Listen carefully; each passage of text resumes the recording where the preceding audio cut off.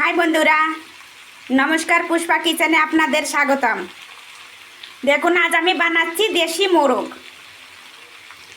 দেশি মোরগটা বানানোর জন্য আমি আগে থেকে সব কিছু করে নিয়েছি, দেখানো হয়নি। এখন আমি এটাকে মশলা দিয়ে ভালো করে ভেজে নিয়েছি। আজ দেশি মোরগের লাল লাল করে ঝোল বানাবো।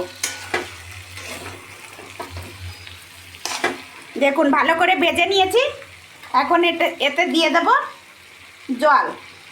জলটা আমি ঠান্ডা জল দেব না, গরম করে রেখেছি, গরম জলটাই দিয়ে দিচ্ছি।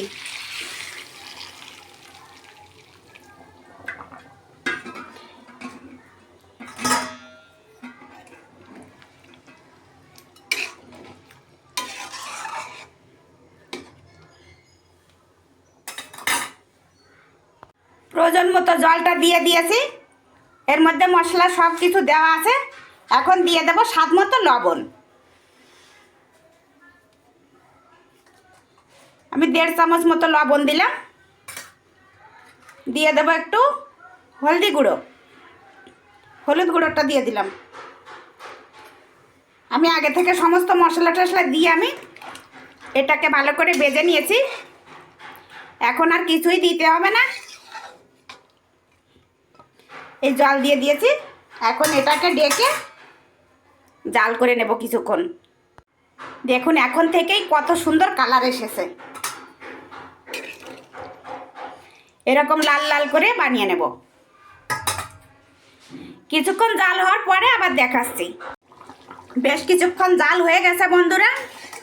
দেখুন, একবার দেখিয়ে দিচ্ছি।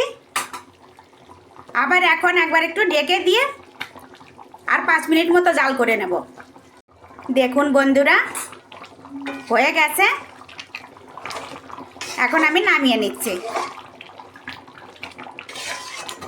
দেখুন, দেখতে কত সুন্দর হয়েছে। দেখতে যেমন সুন্দর হয়েছে, খেতেও নিশ্চয়ই ততটাই ভালো লাগবে। দেখুন বন্ধুরা, দুপুরবেলায় গরম গরম ভাতের সাথে দেশি মোরগের ঝোল একদম জমে যাবে কিন্তু বন্ধুরা। চলুন তাহলে আর দেরি না করে, গরম গরম ভাতও হয়ে গেছে, খাওয়া শুরু করি। মিলছি অন্য কোনো রেসিপির সাথে। বাই বন্ধুরা।